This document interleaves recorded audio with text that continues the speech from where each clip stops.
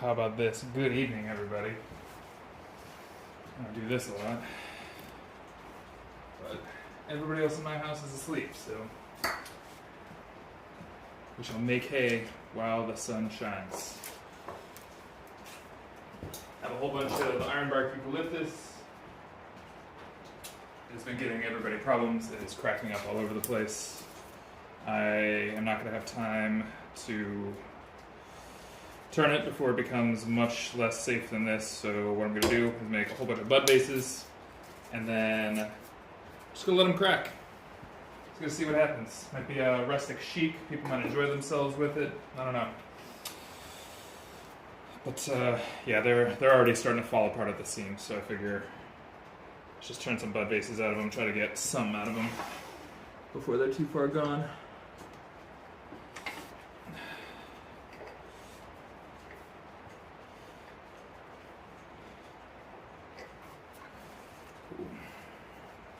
I will be using respiration today. I am using arm guards because this very log was giving the other turners in my club some problems, like poison ivy-like rash. So I already put some liquid gloves on my hands, which is like a silicone lotion. Comes in a bottle like this, gloves in a bottle. So I use this whenever I'm turning, wood that's pain in the hind end. I do it a lot with walnut. Walnut has jugalone in it, and I react really poorly to it now.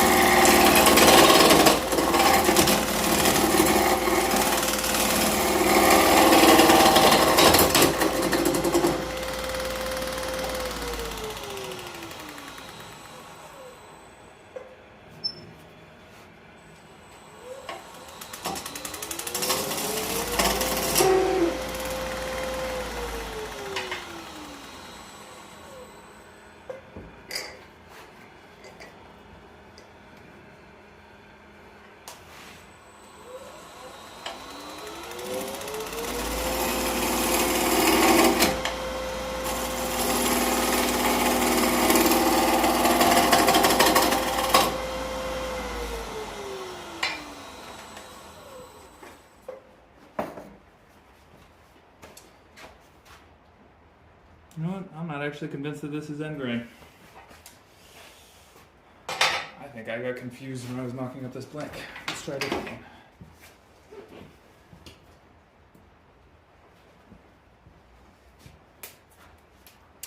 Yeah, see? I think I want the vertical cracks. I think that makes more sense. I literally just got turned around off the bandsaw on that one.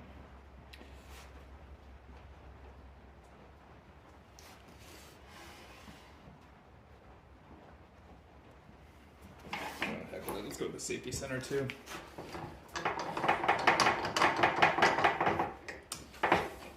Make sure you do me a big favor. If you stop by and watch for a little bit, let me know where you're from. I'm trying to figure out where YouTube is sending my feeds right now. Like who actually gets to see this stuff. So just drop like what country you're in right now. If you're in the US, what state would be helpful?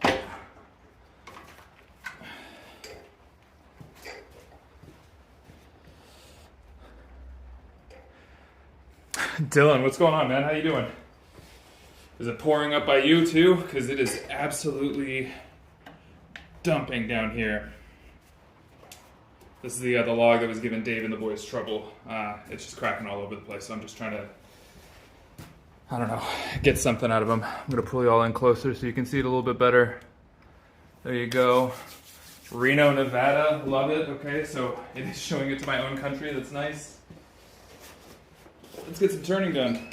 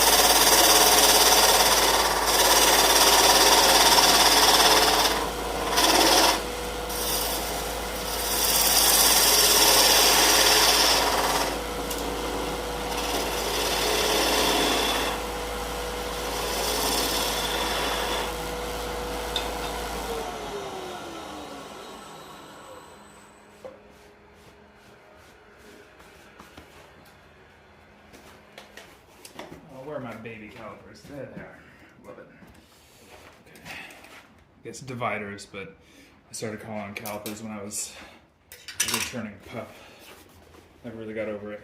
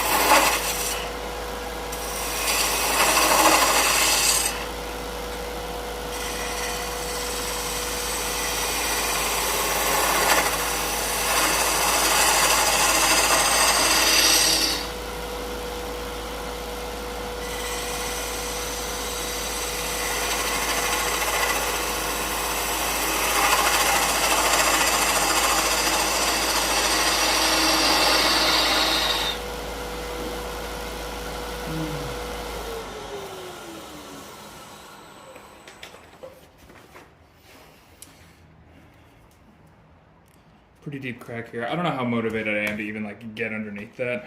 I don't even think I want to turn it away. I think the whole point of these is going to be that they are cracked and we all just kind of deal with it. The only issue is I cut these proportionally like I was going to hollow them, and since I'm not hollowing them, I'm worried that they're going to look kind of dopey as bud vases. So I don't know, we might just try some new shapes here. Might just try to do some stuff.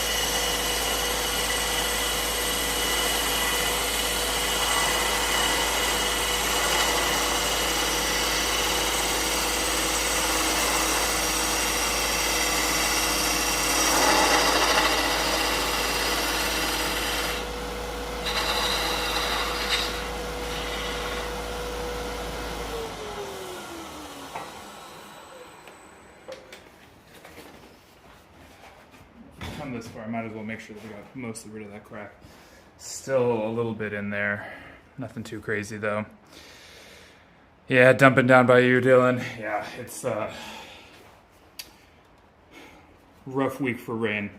So I think the idea will be to get this as narrow as possible, maybe still bead the rim a little bit. I'm gonna try that out.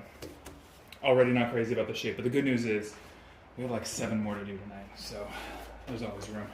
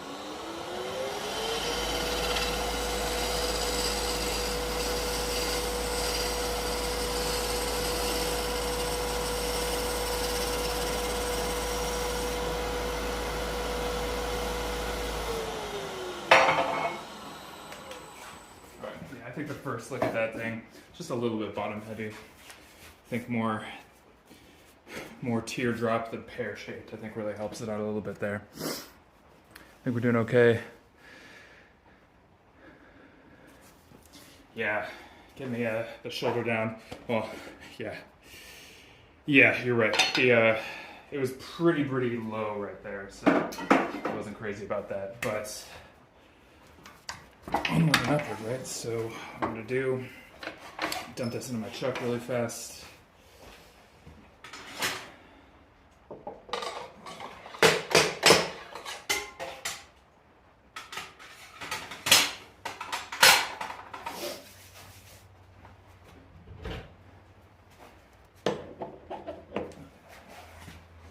Adapter, this is my silly chuck.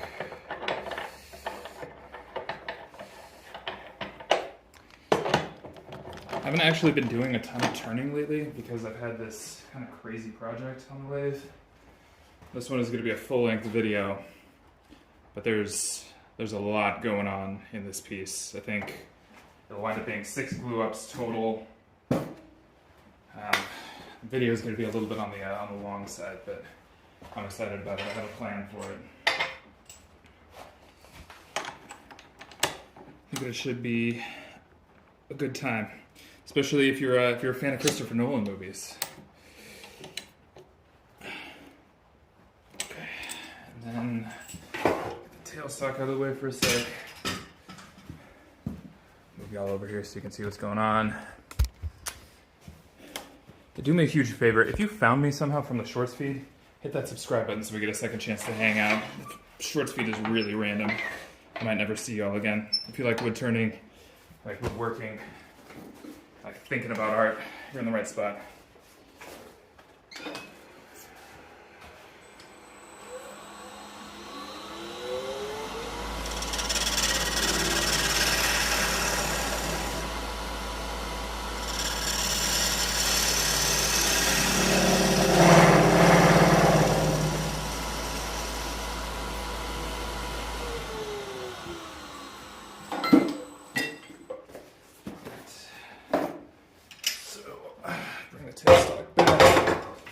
Really, the reason that this is going so quickly is because these things are cracking.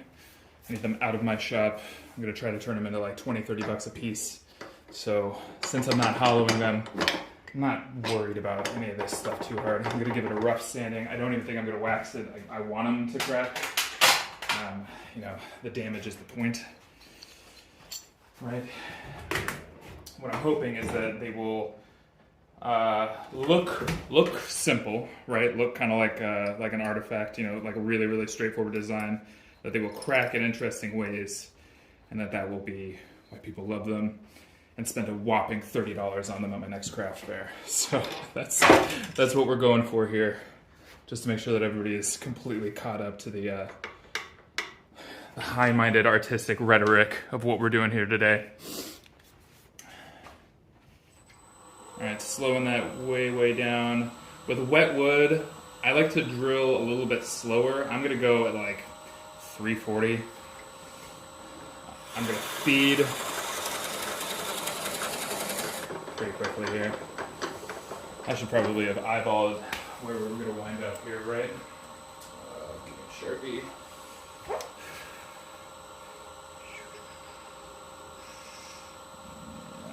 I'll go about to the bottom of the flute there. As you can see, highly scientific. And then often what I'll do with wet wood, I'm not even going to use the tailstock really, except to do anything other than plunge and back out. And there you go. On these kinds of things where time is money, just don't worry too much about the time. So, yeah, just do it as fast as you can do it safely, I think is the way to think about this.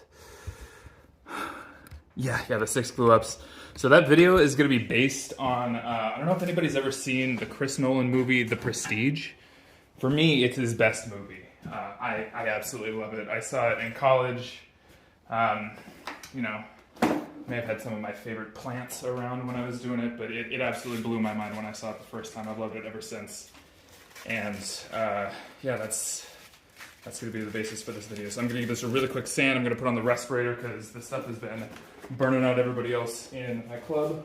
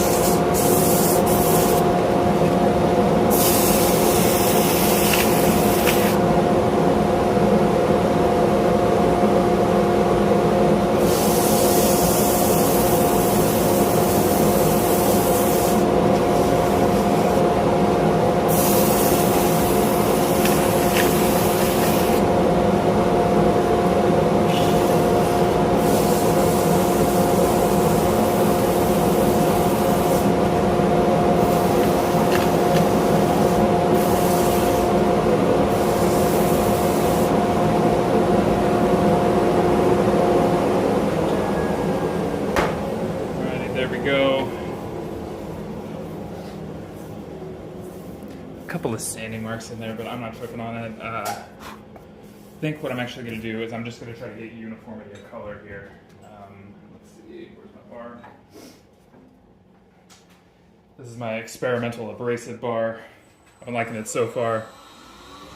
I think it's perfect for stuff like this where, like, grand scheme, you know, this isn't going in a museum. I don't actually care about the finish that much. Mostly I just need it to be a complete piece. And it's going to crack anyway, so I'm not going to spend, you know, the rest of my life sanding against the grain, all that kind of stuff. I'm not going to chase this piece too hard. So this is a really fast way to get a really nice finish on it. It is triply buffing compound, suspended in beeswax and carnauba with a little bit of tung oil as kind of an emulsifier there. So you basically just rub it in. Have you ever seen Richard Ratman do the beeswax thing? Same idea. I just added some abrasive paste. Yeah, you basically just melt it in. And then I'll do the same thing to the bottom once I flip it around. And I'm not going to get my fingernails too close to that chuck today. It's a $30 piece. Let's keep the fingers right. But you can see, like, reasonably glossy, right? Not too bad. It's not perfect. If we went back and, you know, chased this with some 600 grit and then sanding sealer and all that kind of stuff, we could probably do a little bit better. But again, $20, $30 piece. Let's not overthink it, right? Anybody here familiar with the KISS rule? K-I-S-S. Keep it simple, stupid. It's been really working for me.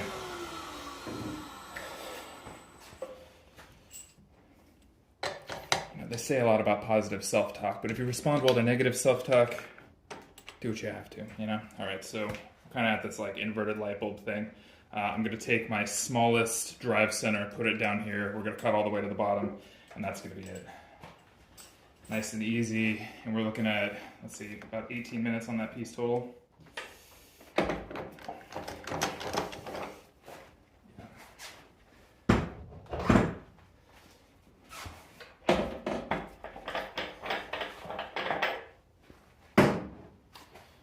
There we go. Let's get my live center back in here.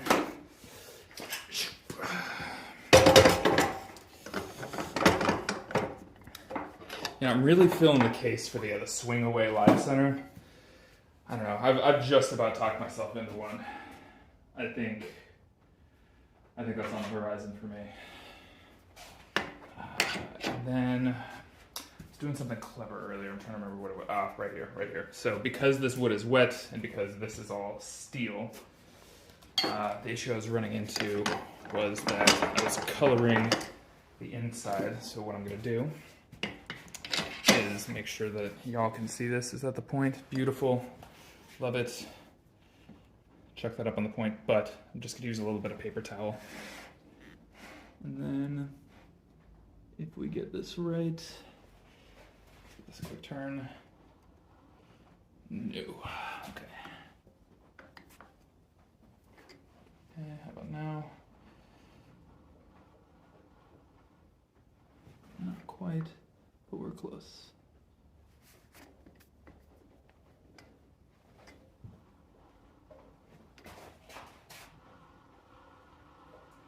You know what, for what we're trying to achieve, that will do. I'll bring it all around to the side so you can see what's going on here. Literally all I'm gonna do is just kind of remove this foot down here, and that's gonna be that. And yeah, you can tell, it's glossy. You know, it's not crazy. I'm not trying to reinvent the wheel here. It's supposed to be super easy. You know, this is for like the small bowl that you pour out of the bowl that you actually want, that you know you can't sell it with. Like that's the whole idea behind that finish. It's just as easy as it can be. So all I'm gonna do here, take a couple of very light cuts with a spindle gouge, and then I'm gonna part straight down. And then that's gonna do that. I might even just skip the nonsense and just part it.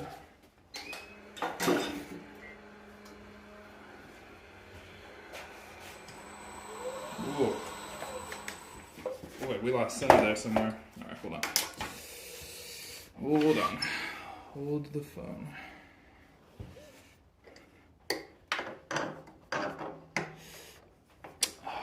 literally see where the prong slid. Okay, so now I have to rotate it a little bit there. Okay, that's not better. Marginally.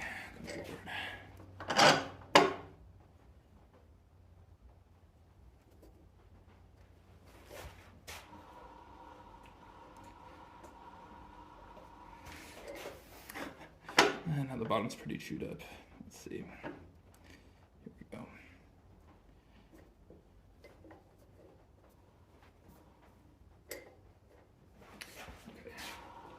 Okay, that's a lot better. That's a lot better. Okay, we're just gonna have to go with that.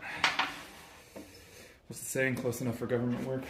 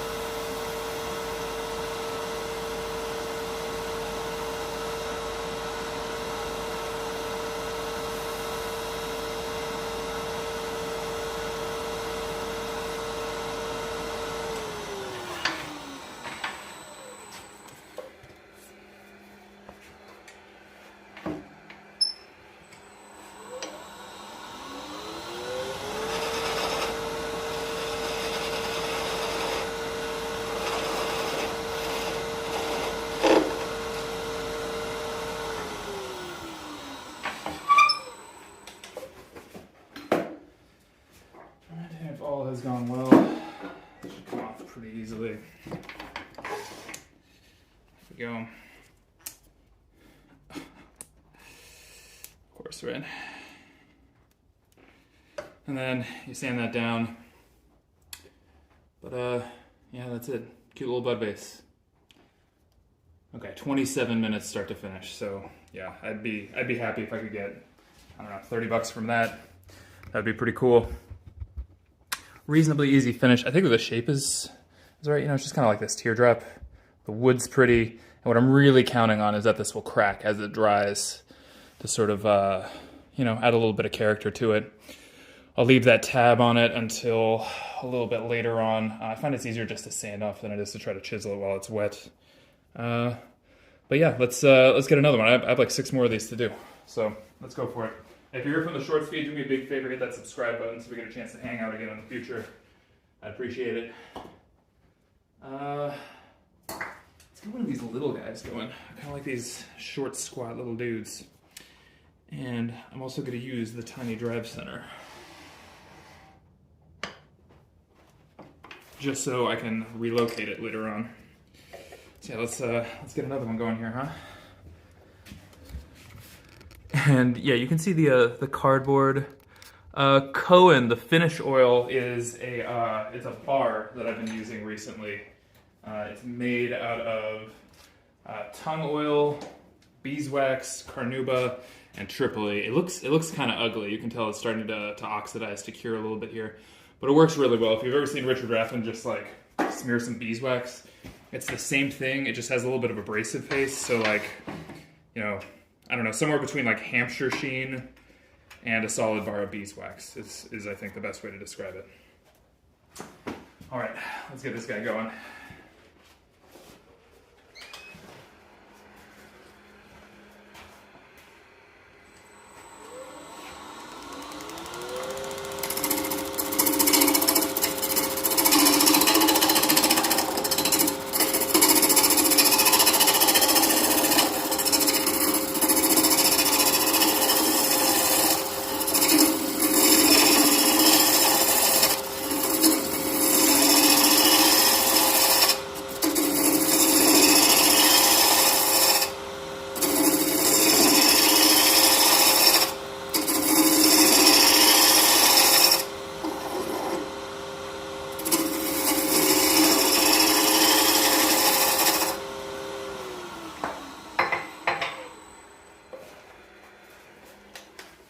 Ooh, this one should be interesting.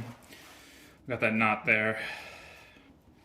It's cool. I think I'm gonna get under it. This one's squat enough that I think I'm actually just gonna turn this like a hollow form. We'll kind of go for like a Kevin Jeskill, I guess, something like that. You know, keep the shoulder a little bit higher, bring it down to a point at the bottom.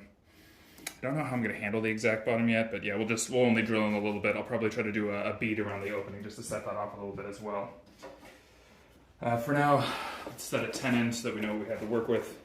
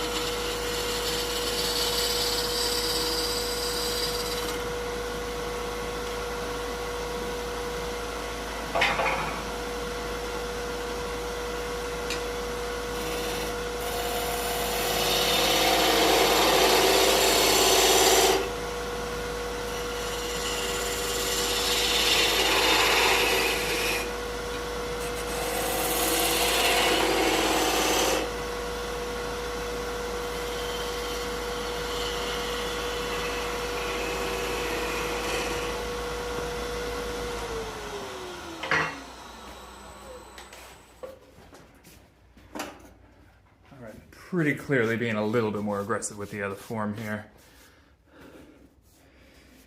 Yeah, I gotta get it flipped around and get it chucked up, otherwise I'm never going to. I'm running out of material down there.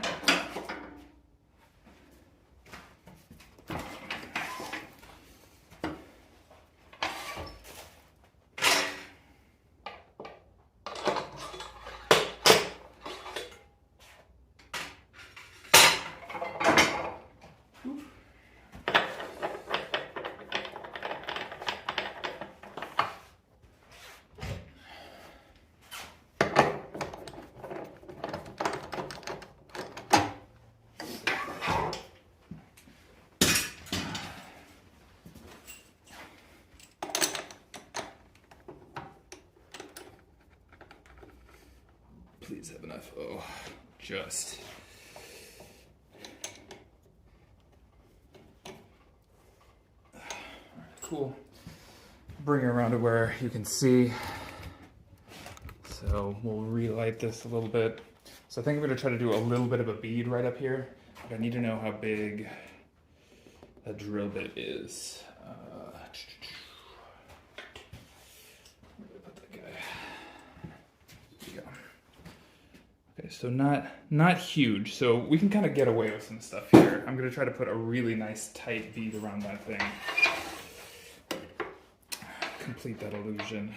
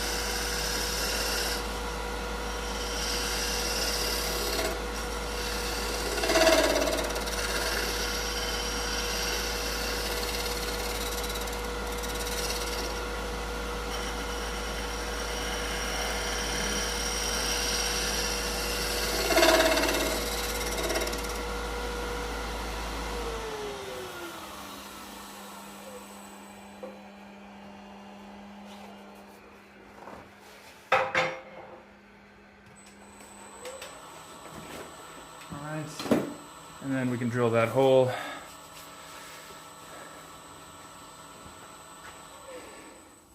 Hey, do me a favor, drop into the chat what country you're from. I'm trying to figure out where my feed is being sent right now. You don't have to get super specific, you know. I don't need your zip code or your driver's license number. But just like a city, you know. Let me know where my people are. All right, so slow this way down. Yeah, 320, something like that.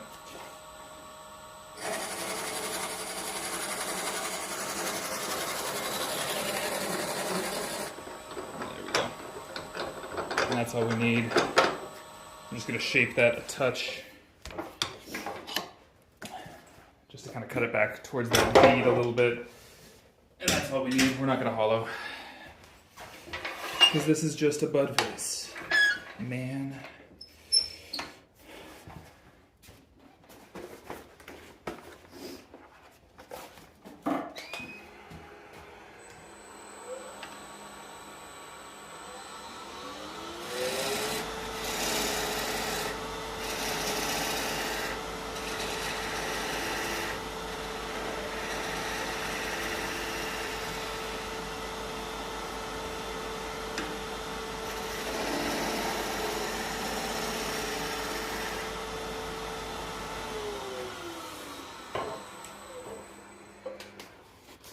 Once you get a little oil on that, no big.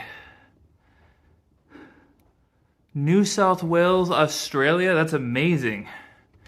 Anaphylaxis. You know, I'm actually familiar.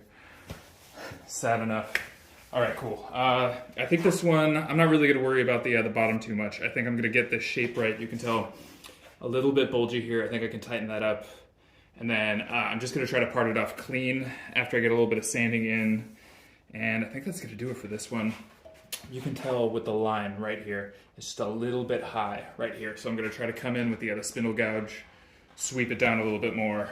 And yeah, I think that's about all there is to say about that curve.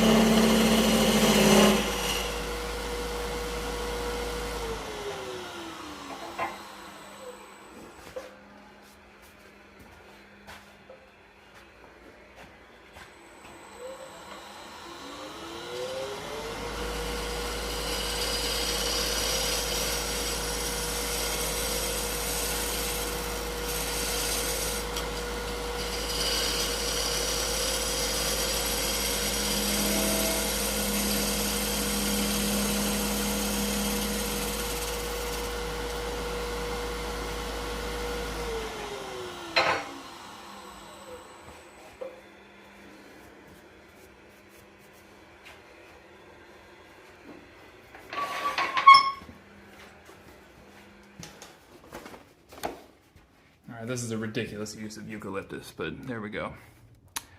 The Philippines, that's amazing. Yeah, this is Norfolk, Virginia, Pakistan, amazing. Hey, thank you all so much for being here. I really appreciate it. This is cool. It's like my shop is suddenly spread out across the entire globe. I absolutely love it. Hey, if you're enjoying wood turning content, do me a favor, hit that subscribe button so we get a second chance to hang out, because the shorts feed is weird and we may never see each other again, and that would be a bummer. So now I'm just going to sand this a little bit. I'm going to polish it up, then I'm going to part it at the bottom, and that's going to be piece number 2 for the evening. Let's get the respirator on.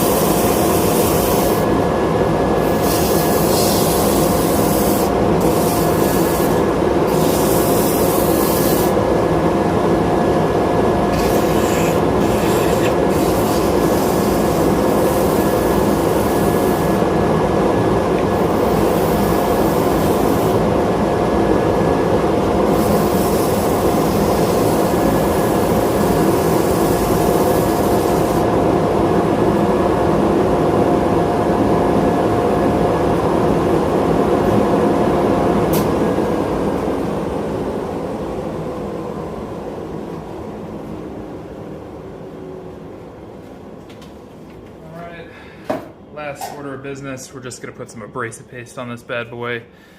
Northern Maine, Chicago, Philippines, amazing. I am in Fremont, California, which is a city, if you're pretty lucky, you've probably not been to a whole lot.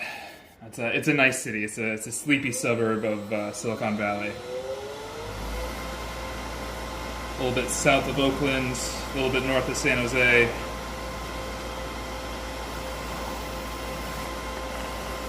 And this is a bar of carnauba, tripoli, tongue oil, beeswax. And so all we do is get the lathe moving at a fair clip. This inside bit's going to be interesting. See how that works. Yep, there we go. Beautiful. Somebody asked me on my my last live stream like this why I don't use a sock. And you know what? When you have cred, like Mr. Raffin does, you can. I don't like to bring anything woven to my lathe. That's just a personal thing. You know, if the string gets caught or whatever, it feels like it's going to pull my hand in.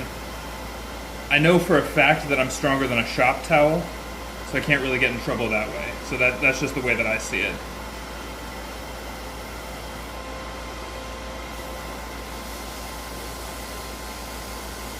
The other way of looking at it is just that I do enough dumb stuff. You know, why tempt fate, right? Alright, let's see how that looks.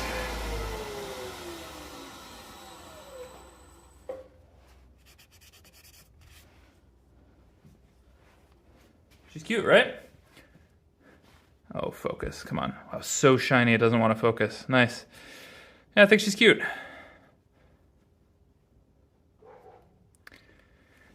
Yeah, definitely same with the shop towels. I think that's just, for me, that's always been a no-brainer.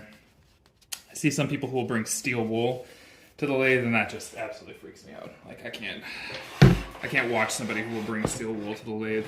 Not saying that my safety record is perfect. I do a lot of dumb stuff in my life, but that one's a no-go for me. That steel wool, that stuff can become a guillotine really quickly.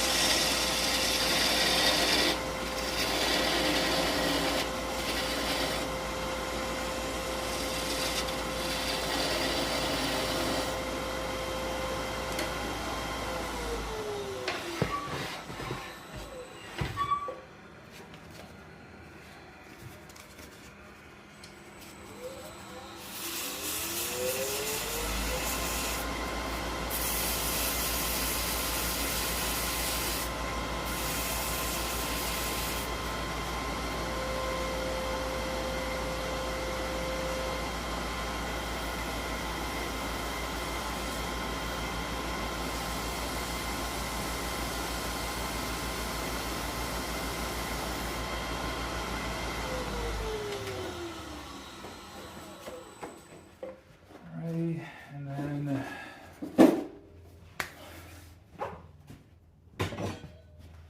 I have a tiny one of these. No idea where it is at the moment, so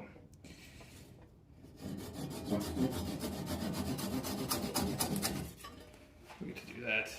And then hopefully this thing will focus. There we go. Oh, come on. See? It's cute. Cute little guy. Just a little bud vase. That's all. Just trying to make use of some scraps that were all cracked up. There you go. Yeah, so the issue with steel wool is that it has all those little steel fibers in it, right?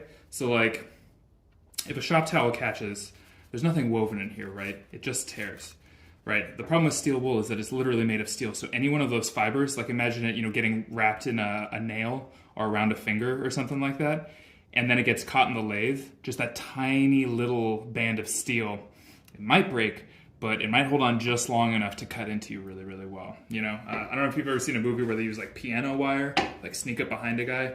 That's what I think of when I think of steel wool. It's just like a bundle of piano wire, basically. All right, second piece for the session down. I'm making good time too. It's only 8:55 here where I am. Let's see, did I get this one wrong too? I think this one might be running across. Yeah, it's not even an end grain blank. I don't know what I was doing at the bandsaw with some of this stuff. Let's see, okay, how about these guys? I see vertical cracks here, that's a good sign. And I see growth rings there, so that's a good sign too. So, A or B, that is the question. I mean, we're gonna turn them both, right? So it doesn't really matter. Ooh, this one has an interesting inclusion here. That one seems fun. We're going to do that. 1 shall be the number of the counting, and the number of the counting shall be 1. All right, let me get my dust collector out of the way. Yeah, micromesh is cool. I used it when I was turning pens back in the day. I do like that aspect of it. It gets really fine. Like I don't typically sand wood beyond about 600 before I just start using polishing abrasives. Just for me, that's right about where it stops making sense to count. Everybody has their own point, but for me, I don't see a lot of point beyond about 600. Everybody kind of has their own like point at which supposedly the pores fill up or whatever. I don't know.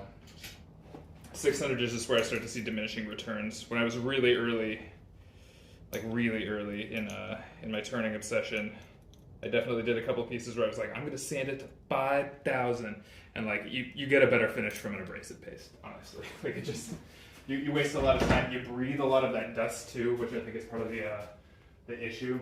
I don't know. I'm not going to say I'm old, but I'm getting older to the point where I'm starting to think about, what I'm breathing in, what I'm putting on my hands, You know, I don't want methanol or solvents in my system long term.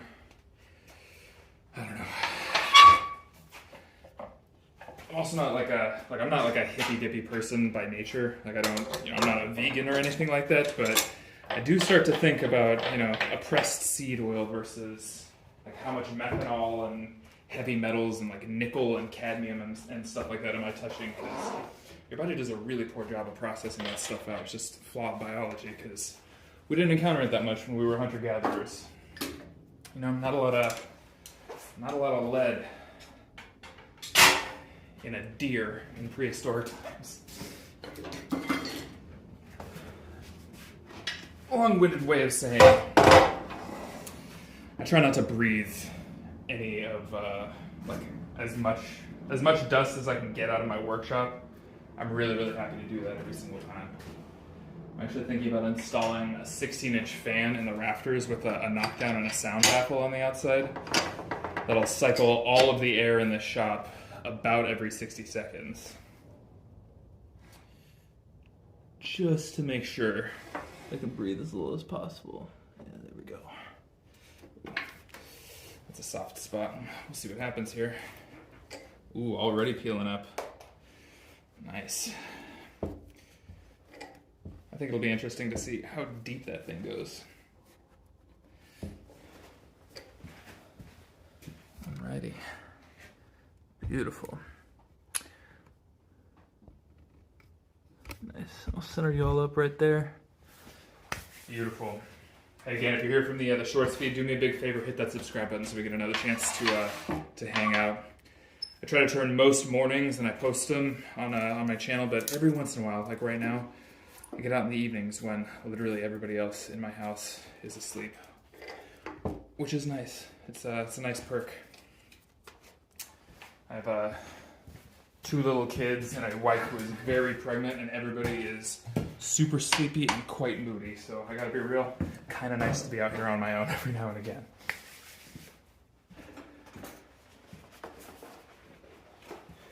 I love them dearly, but, you know, our primary form of communication is just yelling things at Dad right now, so.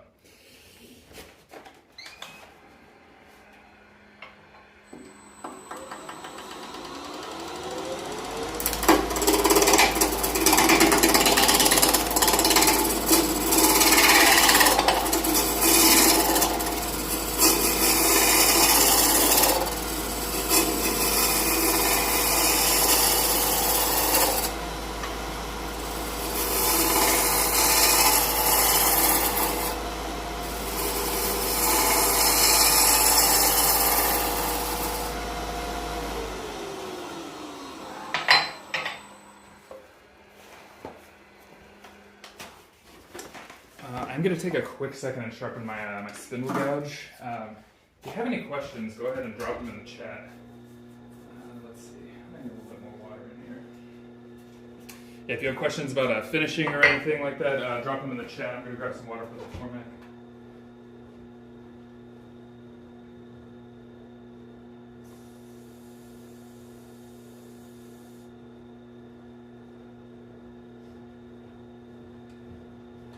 One thing that I'm actually looking forward to is that YouTube sends out these like creator newsletters. You know, if you have over a certain number of subscribers, you can get betas of new features and whatnot. They kind of let you like test drive new stuff. And one of the things that they're going to do soon is they're going to let you stream vertical and horizontal, which is kind of cool because then you all will be able to like scroll vertical, you know, do your doom scrolling or whatever. And then when you find something you like, if you flip your phone over, you get like the full featured chat and everything like that. So I think that's going to be kind of a cool experience for everybody.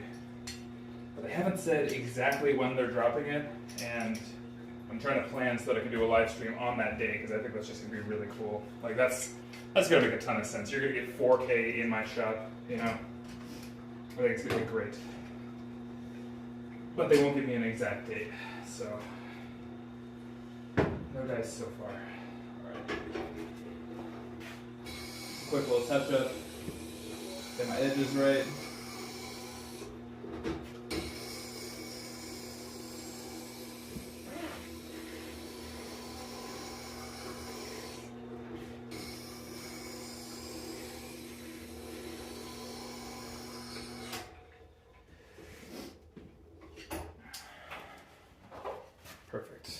Yeah, just a little fresh edge. Dual bevel on the spindle gouge.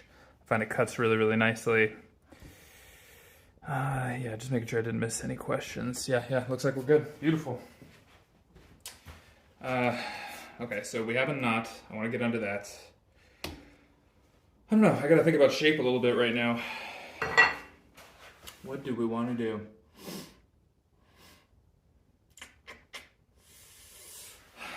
It's a little bit thick to do sort of like the Perry Shaw canister. Bit of a crack here. I don't really feel like getting under that either. We just did one with a high shoulder, but it wound up pretty small. I don't know. Let's just feel it out. Let's see what we get.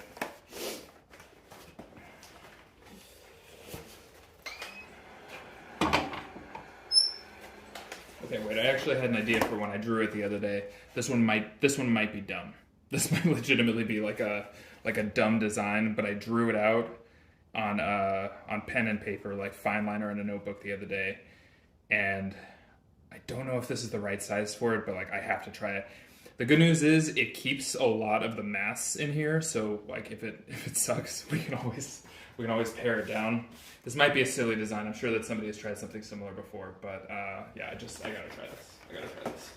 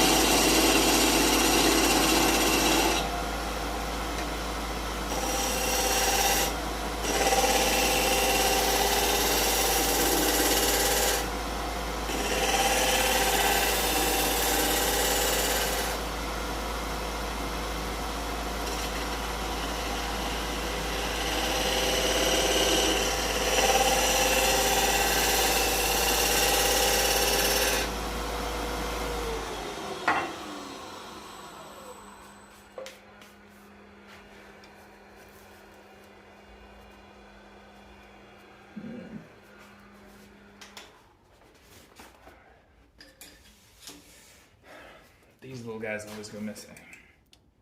All right. I want to show you like what this tenon looks like right now. I don't have a ton of faith in it. This might be kind of a silly turn, but you can tell like there's a defect right in the middle of it. Karen, is this scary? No, not really. Once you get used to it, it's I don't know, it's kind of flow state. It's sort of second nature. First time you turn on a lathe, yeah, it's a little intimidating, but I don't know, once you learn the rules, put in a couple thousand hours, it's not so bad. This feels like tempting fate. I'm gonna go just a little bit deeper there, just a touch, just for my own sanity.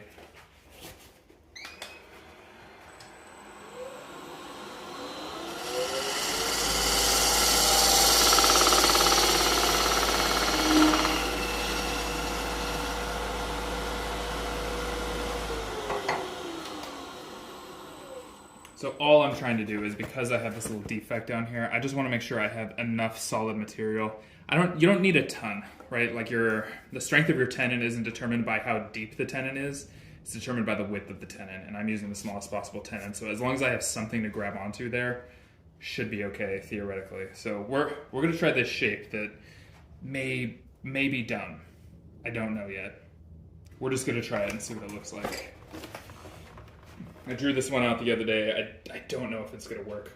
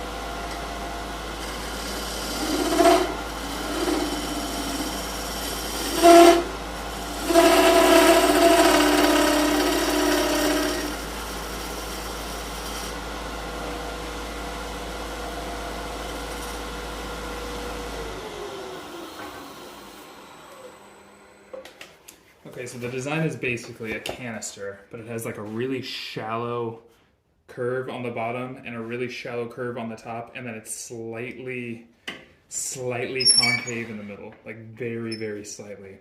I think it's gonna be really subtle. It looks okay on pen and paper. I don't know if it's actually gonna show up here, but yeah, that's the subtle curve. So the idea is if I sand it right, I should be able to get these like really fine corners that are really 90 degrees, and that'll be kind of the entire effect of the piece. I don't know if this is gonna work. We're gonna try it out.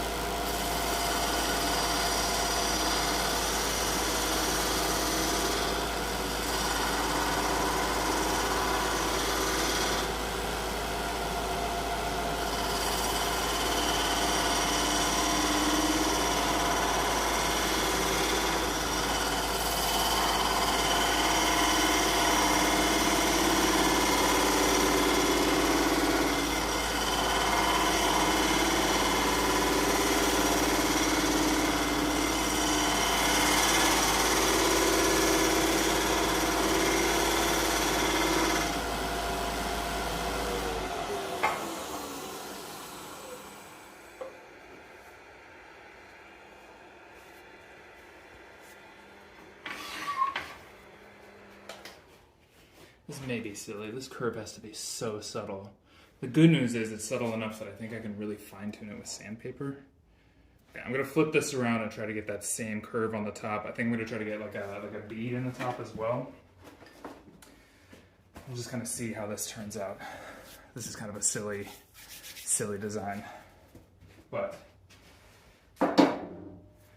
you never know if you don't try, you know, otherwise this will just be a drawing in a notebook on my nightstand, and I won't know for sure. I'll be left with doubts. We just can't afford that, can we? Life is short.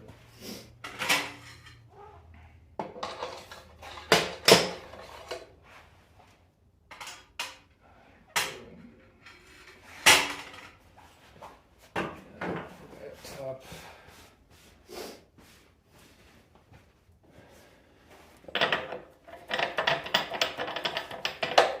Get this guy chucked.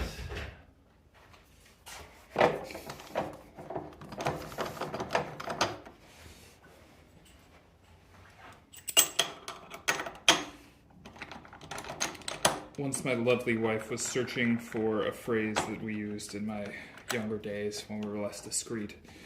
The phrase is boot and rally, and she was looking for that phrase, and what she came up with was the phrase chuck it and F it. Obviously not saying F it. She got the rhyme in there. I couldn't believe my ears. I mean, it might be genius, but it's definitely not a thing that people say. Okay, so I'm gonna spin this slow. I want a little bit of support out here. I'm pretty far from the tailstock, from the headstock rather. So I think what I'm gonna do here is kind of lean into that a little bit.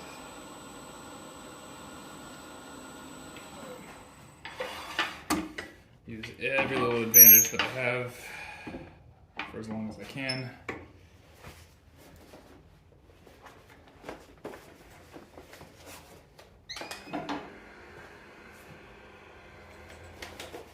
I'm actually going to sharpen the bolt edge too. Let's see. 66 and A. No, this one's it. Nah, never mind.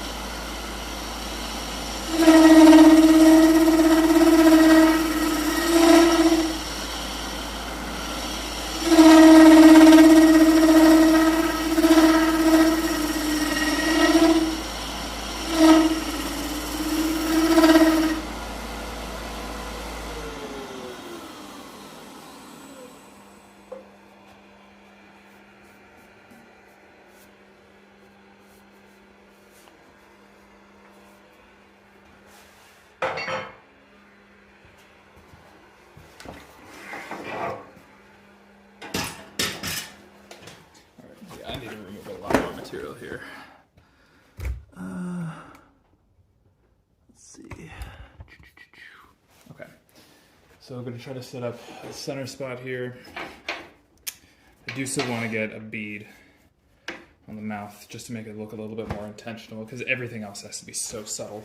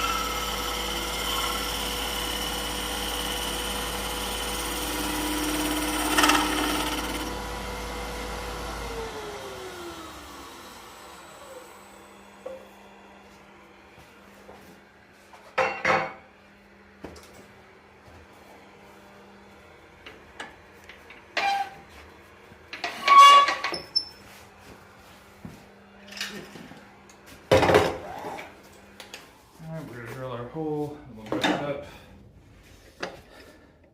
I don't know, we're gonna call this modern, I guess. I think that's what's gonna happen here. This is gonna be a modern vase, which means conceptually adventurous, potentially poorly conceived. Let's see, what are we looking for here? I'll stop short of that line. But interesting. All right, turn the lathe speed down to like 300, 350, something like that, and I'm just gonna plunge. Not gonna bother with the tailstock. Just plunge. At this speed, it basically self-centers. I talk about self-centered, right? It's okay if you leave after that joke, I won't be mad. All right, let me clean up the inside of the mouth here. I have a little bit of a line here, but I think I can mostly sand that. I'm gonna touch this up. I'm gonna try to keep those corners mostly intact. Flip it around, and then we'll see if this modern art project was worth it. I'll let y'all be the judge.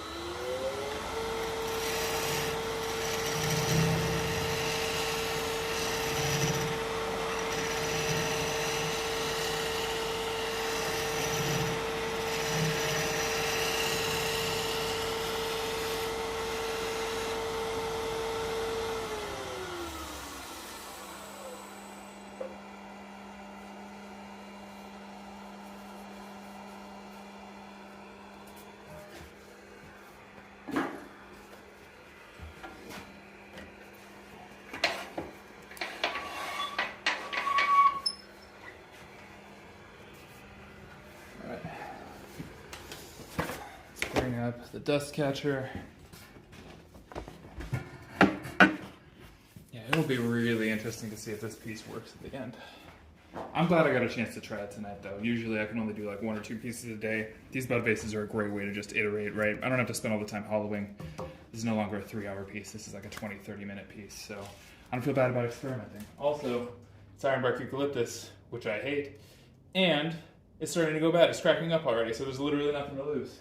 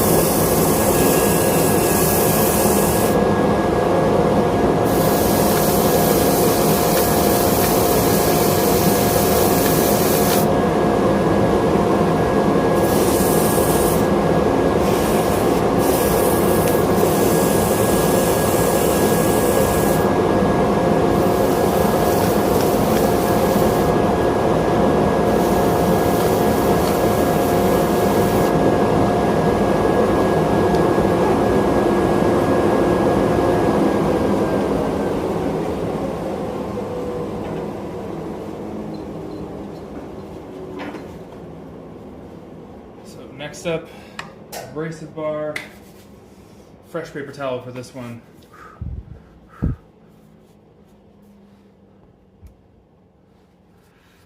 Saul, how did I get into wood turning? Sorry if that's Saul and not Saul. My grandfather taught me some when I was probably 13 years old. And it was always kind of in the back of my mind, and then the pandemic hit, and I went out and bought a lathe, because I was only able to do it during the summer when I saw my grandparents. And I just wasn't getting to do that anymore, so, yeah, my wife was super pregnant. She was sleeping like 16 hours a day. I had played all the Warzone there was. I felt like I'd seen everything on YouTube, and yeah, I just went out and got a lathe, and it basically took over my life for the last 4 or 5 years. So technically I've been a turner for like 20 years, but I've only really been serious about it for, I don't know, 4, 5, something like that. But I thought about it a lot. That's the thing that kind of like stuck with me about the entire thing, was that I thought about the experience of turning, what it was like to turn my first table leg. Thought about it all the time for years afterwards. And I don't know why I never put it together that like that was the thing that I was probably supposed to be doing. It just didn't really occur to me, you know, working the day jobs and stuff, and it was like, oh, that was fun, and not like I should get back into that because I found it freeing and fulfilling.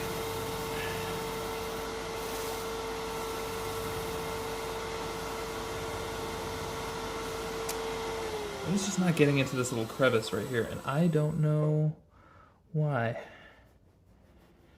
Yeah, let's be a little bit more direct. Okay, melt. And now, I'm just gonna mash it.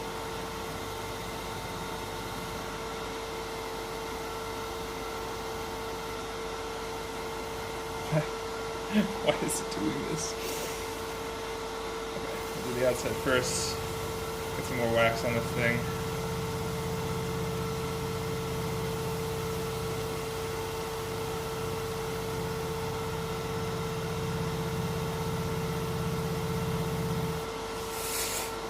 Ooh. Nothing like absolutely molten hot tongue oil under your fingernails there, huh?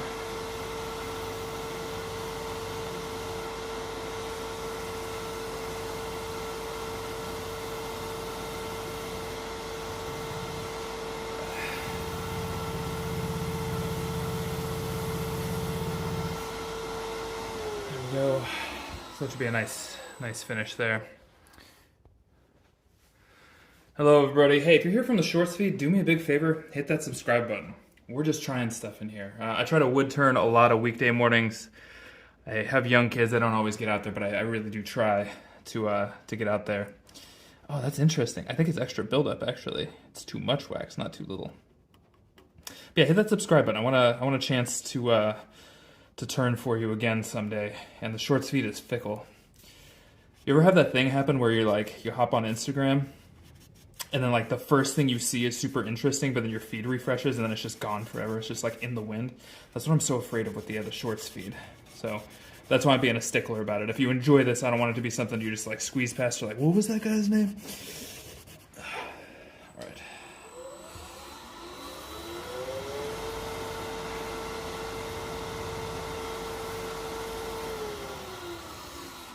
I also like the idea of a stickler as one who stickles. Whatever stickling is.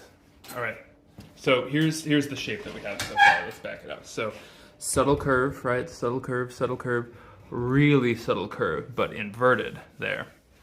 And then subtle curve on the bottom. And I don't know how I feel about it yet. I can just be honest, but I'm glad that I'm trying it. I would not have tried this if it was like my morning turn, or if I had to hollow the entire thing. I wouldn't have done it, so I'm glad that I'm getting this chance for myself. But now, I'm gonna get it de-chucked, flipped around. I gotta cut off the bottom. We'll just sort of see where we stand, you know?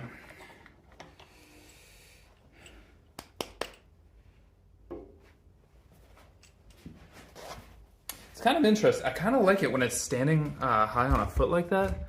I don't hate it. It's just subtle enough that you kind of have to look twice. Like, it's immediately apparent that it's not a cylinder. think there's a way to proportion this that will work. Banyan, I don't know. I've never tried it before. I would love to get a shot at it though. It's one of my my goals to turn literally everything that I can. I have a dream sometimes. We have this park in California. My wife's cousins live down there, but it's called Joshua Tree. And the trees down there are protected for good reason. I'm not going to dispute that. Get too far into it. But it's basically grass, right? It's like a grass bundle that looks like a tree. And I am just like absolutely desperate to know what it would be like to turn that stuff. I have a feeling it would be like a nightmare. In the same way that, you know, black palm and most palms, most trees that aren't trees, most grasses that just look like trees are not fun to turn. But I don't know. I'm just naturally curious and a wood turner and full of bad ideas in general. So I really want to see what it's about one day. That said, it would be super illegal for me to do. So I don't know. Maybe just when I'm old. I think that's about as far as my law abiding goes. Once I'm 80, like I don't think I care. All right, that's a little bit too thick. That's a bit thick. So the reason that I'm doing this is that there are a lot of tannins in this ironbark, and this is made of steel, and so when they touch, it turns it black. So what I'm trying to do is just protect it from that fate. And it sands off pretty easily, but it's just more sanding. Nobody likes sanding. So. There we go. Okay, here we are. Oh wow, yeah. Ooh, this is gonna be really tricky. So the problem I'm gonna run into here is that this dug out. I am not sure how I'm gonna pull this off. I don't think the small live center or the small drive center is going to cut it. Or we're going to have to get inventive here. So I like this tiny little guy because then I can get like right up to it. I don't lose a lot of material. I don't think that's going to work here. The safety center won't bite as deep, I suppose. I'm not crazy about the circumstance that I've created for myself here, but we're gonna soldier on, you know? It's only wood turning after all.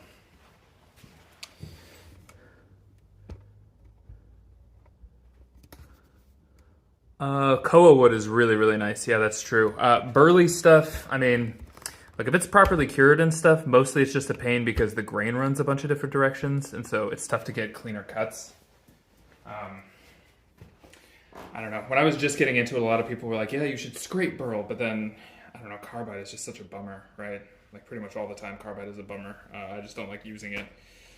So, yeah, when I turn burl, just slow and steady is the name of the game, you know? Sharpen extra. It doesn't cost you a lot of time or money to sharpen. Just do it. You know, even if it's a little bit of a pain. All right, let's see if we're anywhere near centered on this thing before we start going too crazy.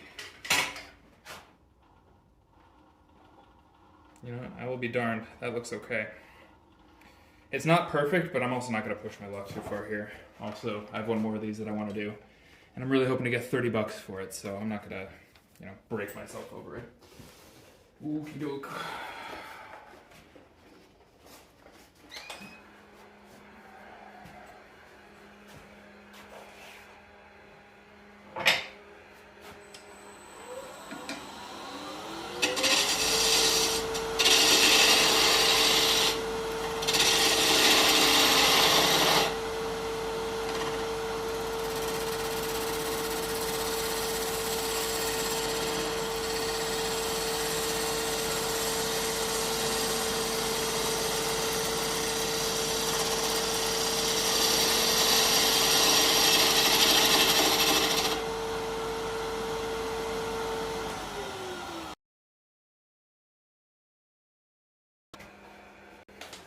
Wow, that last coat went shockingly well. I think I just bailed myself out. That's great. Okay, so we're gonna keep that. I'm hoping that cracks at some point. The curve is actually pretty nice too. I think I just about mirrored it. Holy cow. I don't usually get a cut that right. I like to be in the neighborhood, but that worked out. Okay, cool. So, yeah, ironwood. I mean, they call it that for a reason. This is ironbark, so this is a type of eucalyptus, actually, which kind of a double whammy. You know, super hard, but then like pretty brittle, loves to crack. Generally unpleasant is what I would say. Just generally not that fun. But it's what I have. My buddies were gracious enough to bring some back. I still have this huge log. I almost just went like I was going to pick it up and show it to you, but it weighs 180 pounds if it weighs a single pound. I mean, it's crazy. And I haven't even processed that log yet. So I'm going to sand the bottom of this, and then I'm just going to try to part that bottom, and then we'll take a look, and then you all can tell me what you think of the shape. I'm biased. I think it's interesting. There's a way to make this work. I know that for sure. I think that the way to make these corners really interesting, or like, it's the slight rounding that makes these corners intriguing, and there's a way to get them right. And this is only V1, so I'll take another bite of the apple at some point.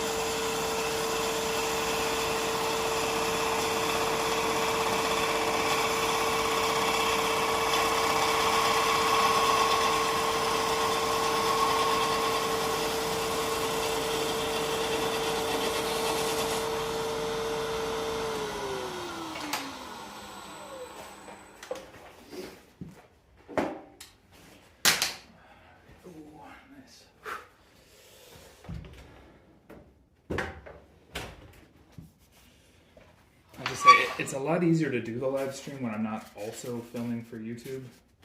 Like, that's very nice. I feel like I can talk very freely without worrying about botching a shot. Alright, let's see what we got here. Yeah, by the way, if you're here from the shorts feed, do me a big favor and subscribe. I make cinematic long form wood turning videos. That's really kind of my thing. I like doing the live stream just for, you know, practice and being out in the shop and stuff, but really I like to take my time and, you know, storyboard and film stuff. So if that sounds like your jam,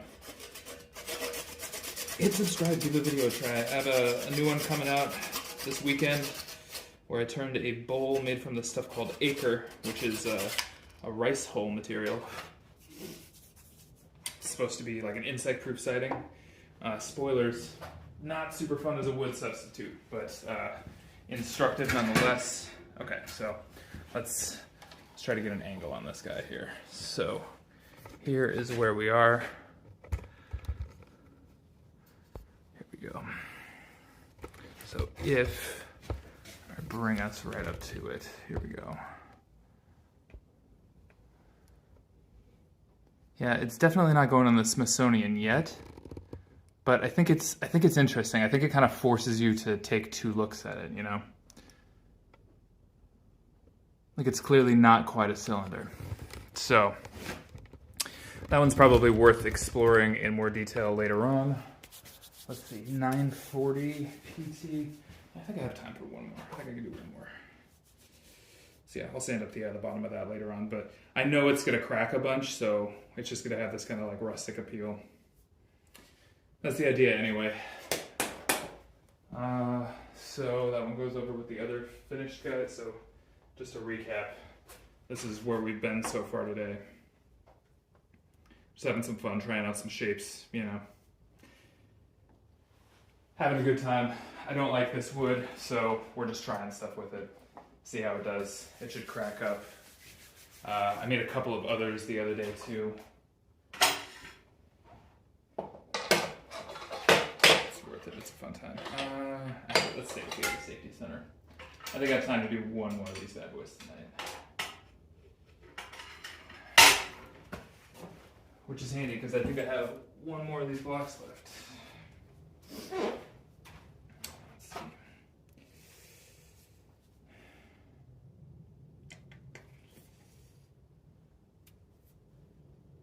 Okay, this time, see, the knot doesn't look that deep. It doesn't look like it goes very deep.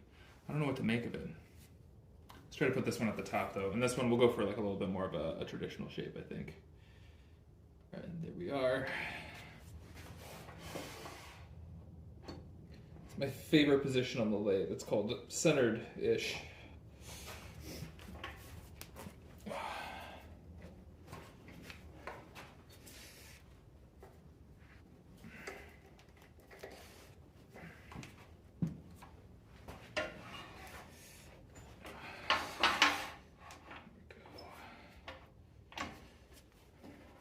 Cool. Seriously, I think once I process this other log, I'm gonna get like 20 more cracks at this.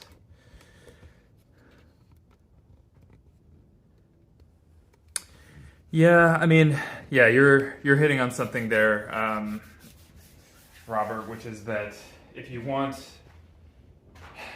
to do something complicated with the piece, I think that it's best if the grain doesn't distract, you know? Like if I want to, like I wouldn't carve burl, probably. That just doesn't really appeal to me. I think it gets really, really busy. If a piece is too straight grained, that's also when I decide that I want to do something extra to it, you know? But like burl generally does the talking on its own. You just have to give it a classic shape and kind of get out of the way.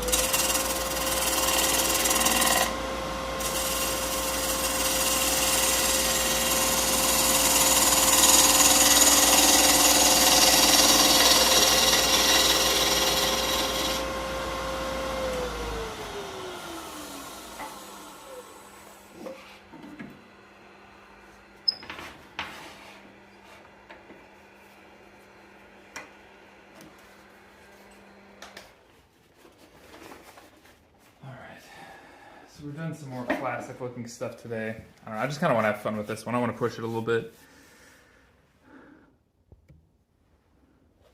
Oh my goodness, I love that you guys are connecting in the chat. That's awesome. Hey, make sure you follow each other, like swap Instagrams or something, you know? Make sure that you don't lose that. It's not just some random person in a chat at one point. Make sure it's like somebody that you can keep up with. All right, what are we gonna do here?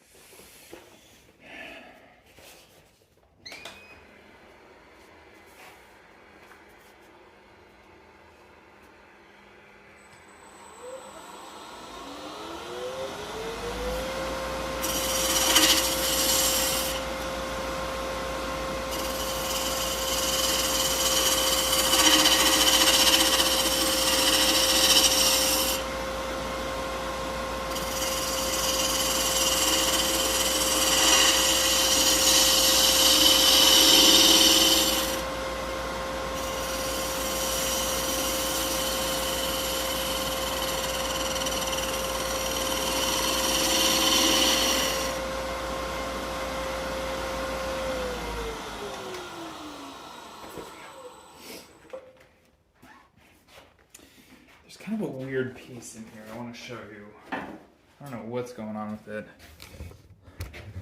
It's like, it looks like it used to be a twig. I don't know what's going on. Holly, we're just making bud vases out here. They'll be used to hold dry flowers, or more likely just sit on somebody's shelf until the grandkids discover it. That's what we like to do here. Yeah, this one's really interesting. I think this was just a twig that came through. Huh.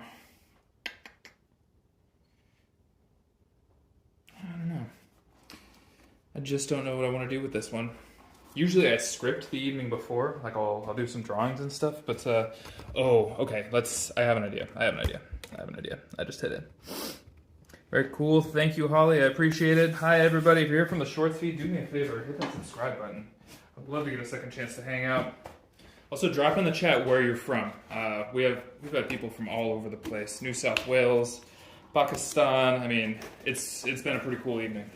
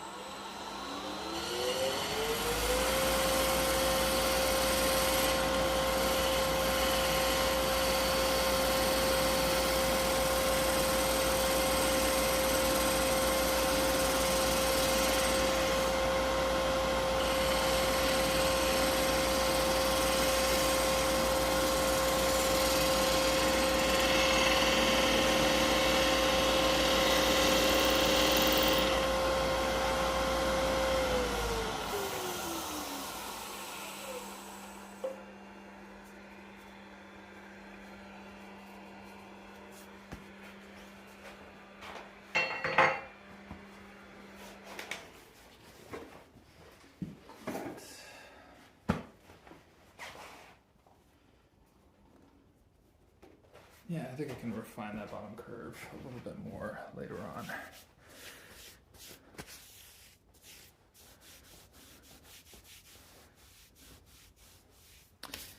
Yeah, this is Ironbark eucalyptus, so it's pretty red, like a deep purple. It'll oxidize to a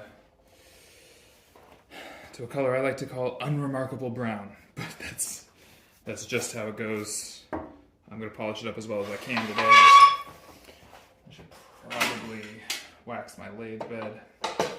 But you're right, yeah, the history of the lathe is a long one. This is not a modern invention. The motorized lathe is, but people have been doing versions of this for a long, long time. As with most things that were super labor intensive, it was easier if you were a craftsman who had like a servant of some kind. That was generally who would power these things. You would have it was like the lathe boy or the bellows boy or, whatever. Whoever's dad couldn't afford to pay their debts, they powered your lathe. Or the bellows in the blacksmith shop, or, turn the rotisserie for the cooks. Tough time to be alive, working for your dinner like that. Thank you, Holly, I appreciate it. Let's see. And so we're just going to give it a nice little flared lip here. Try not to blow up the piece right here at the end.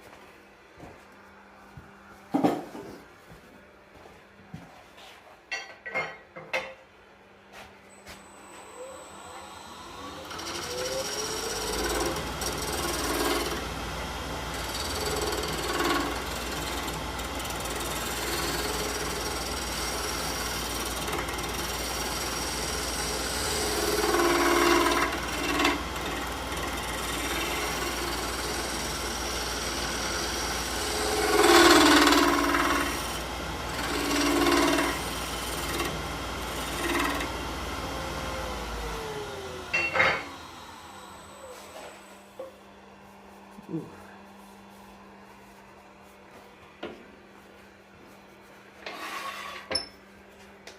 There's a lot of internal vibration in this piece, which has me wondering if there's a void. Yeah, this piece chipped out. I kind of expected that would happen at some point. But you can tell there's a ton of vibration here, and there's even some over here. So I don't think I'm going to press my luck that much harder. I think I'm going to get this thing drilled, sanded, flipped, shape off the bottom, and then what do we call it?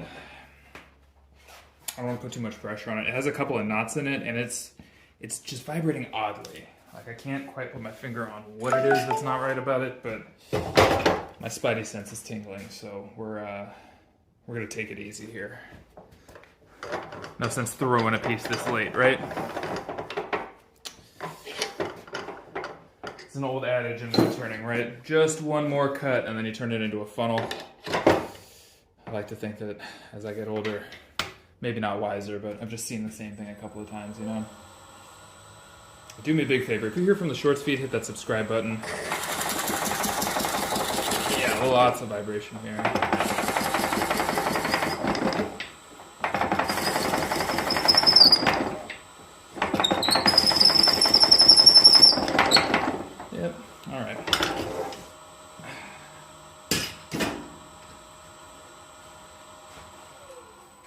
Something to do with the chuck insert.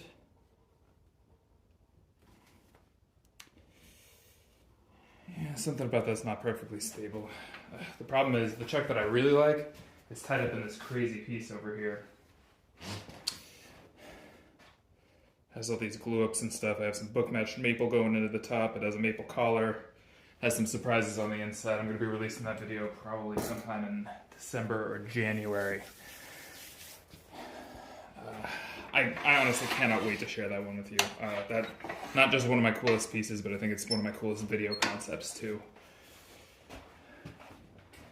Another thing I'm nervous about is that, you know, I do all my own voiceovers and stuff, and I want the voiceover to match like the grandeur of everything else that's going to happen, but we'll just have to see how it goes.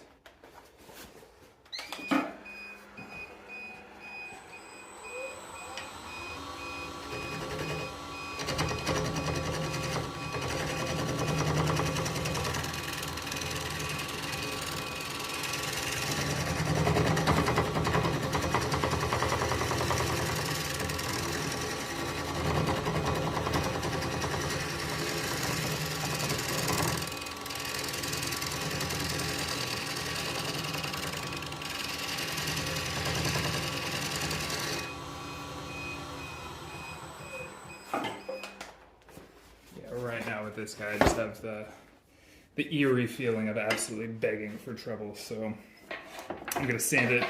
I'm gonna get it flipped in between centers again, so that at least it's, you know, it's under tension. It'll be stable there. Yes, something about all of this just like doesn't quite smell right. It's tight enough. Yeah, I don't know. I don't know.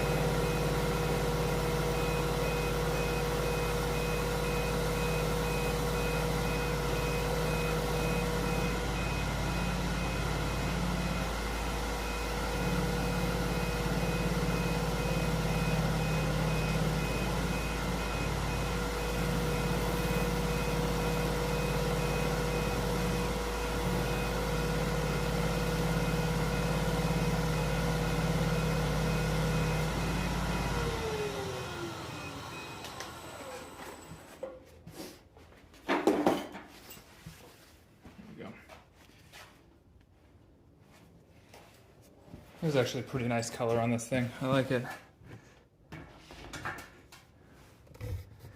Yeah, I hear you about space. You know, that's the biggest thing. I made some really big decisions about where and how I had to live if I was going to do this. There's actually a little bit of figure in here. Overall, I think decent looking piece. Yeah, let's get it out of the chuck. Get the bottom finished up.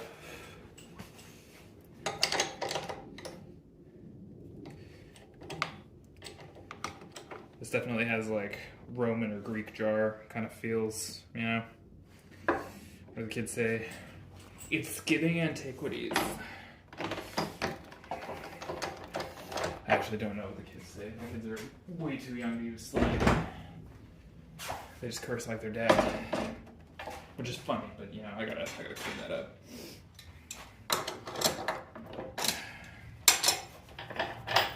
We were in a parking lot the other day, and a car almost ran into me and my 4-year-old in the parking lot. This poor kid, he goes, "Jesus Christ!" And I was like, "All right, you can't say that." But also, you did use it correctly, so I'm kind of proud. Like contextually, it made perfect sense. Like that was, if you were gonna say it, that was the time to say it, and he nailed it. I feel a little bad that that's what came into his silly little mind. You know what I mean? Kids really do say the darndest things, don't they? All right. Need just a little bit more shop towel here for the cushion. Here we are. And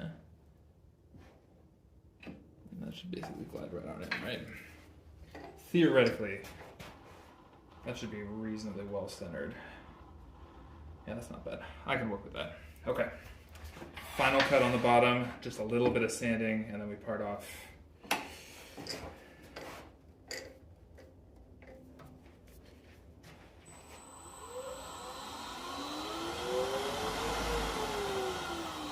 Yeah, not perfect, but that lasts, I don't know.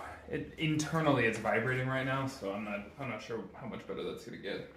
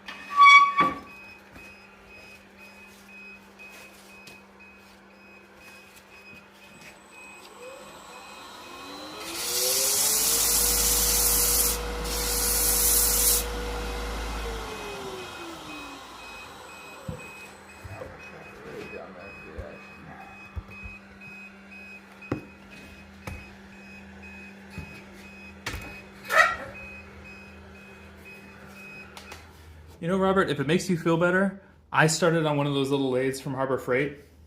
Perfectly acceptable to get started. I think that, I don't know, a lot of people tell you like, hey, just save up and get your last lathe or whatever, but the one thing you can't actually, like, the one thing you can't replace is the time that you spend on the lathe, right? And I would rather have an incomplete set of tooling that lets me do deliberate practice for 2 years and spend that $400 twice, rather than like wait until everything was absolutely perfect and I could get the optimal setup. Like you'll be waiting the rest of your life, you know? If you want like the next greatest thing, you know, they'll tell you, next year they're coming out, you know, this lathe is getting DRO, this one's getting a movable control box. You'll wait forever. I think the big thing is like get one, get your hands dirty, get the experience, figure out the safety stuff, you know, get yourself decent respiration, like just get out there and start mixing it up, you know?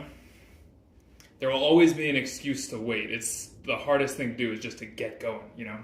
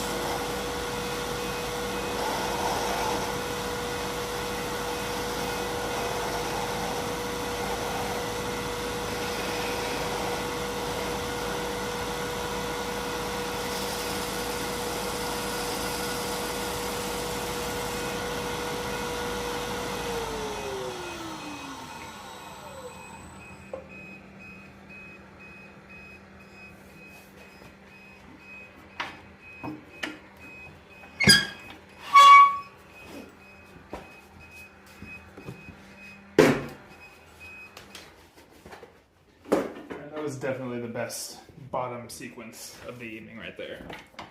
That went the best out of all of them on the bottom. Look at that. Nice. Nice and thin, according to plan. I love it when that happens. It's rare, but it does occasionally happen.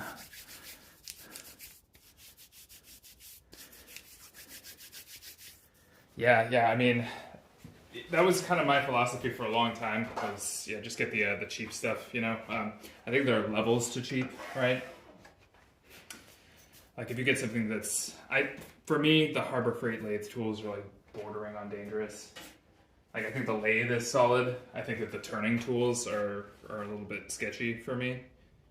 Like, I wouldn't cheap out on the steel necessarily, but there are a lot of different levels to that, you know? Okay, so here's what we have so far, right?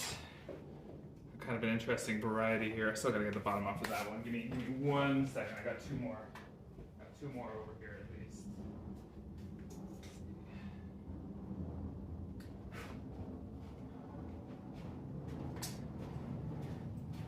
Yeah, so this is the family from the last couple of days.